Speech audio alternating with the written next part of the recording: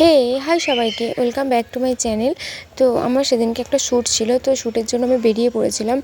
তো আমার বাড়ি থেকে শ্যুটের লোকেশন খুব বেশি দূর নয়, বাট আমাকে 3টে টোটো চেঞ্জ করে যেতে হয়েছে। তো ভালো, আমি টোটো পেয়ে গিয়েছিলাম, টোটোতে উঠে গিয়েছি। তো রাস্তা দেখতে দেখতে আমি দিদির লোকেশনেও চলে এসেছিলাম। তো দিদি আমাকে আনতে এসেছিলো।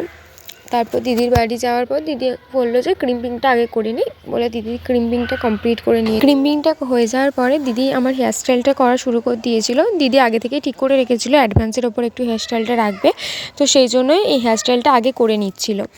বেস মেকআপটা কমপ্লিট হয়ে যাওয়ার পরেই দিদি পাউডার দিয়ে মেকআপটা সেট করে দিচ্ছিলো। তো আমাকে দেখে তোমরা কেউ ভয় পেও না, ফাইনাল লুকটা দেখার জন্য ওয়েট করো। তারপর দিদি আমার খাবারটা দিয়েছিল। তো তোমরা বলো, তোমরা কারা কারা শ্যুটে গিয়ে ভাত খেতে পছন্দ করো? আমি তো খুব পছন্দ করি। তো তারপর বৃষ্টি নেমে গেল, মানে আমি শ্যুটে যাব, বৃষ্টি হবে না এটা হতেই পারে না। তো বৃষ্টি শুরু।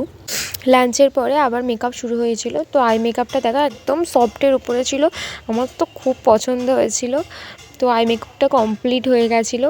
তো অনেক দেখেছো আমাকে, এবার আমার মেকআপ আর্টিস্টকে দেখো। যারা তোমরা ফেসবুক থেকে দেখছো, তোমরা অনেকেই চেনো ওই দিদিটাকে, ওনার নাম স্বপ্না। আমি ওনাকে ট্যাগও করে দেবো, যাদের পছন্দ এই লুকটা বা এরকম লুক পেতে চাও তো ওনার সাথে কন্ট্যাক্ট করে নিতে পারো। তো এটা আমার ফাইনাল লুক দেখো, আর তোমরা কমেন্ট করে জানিও লুকটা কেমন কি হয়েছে।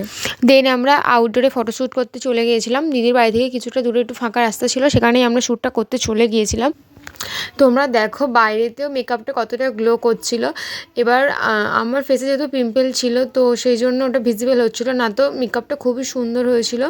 তো তোমরা জানিও কেমন কি লুকটা হয়েছে। আর যারা ভাবছো আমাকে মডেল হিসেবে সাজাবে, তো ঝটপট ইনবক্স করো, আর অবশ্যই কমেন্ট করে বলে যাবে কেমন লাগছে আমাকে। আর লাস্টে একটা ভিডিও অ্যাড করে দিলাম, দেখি।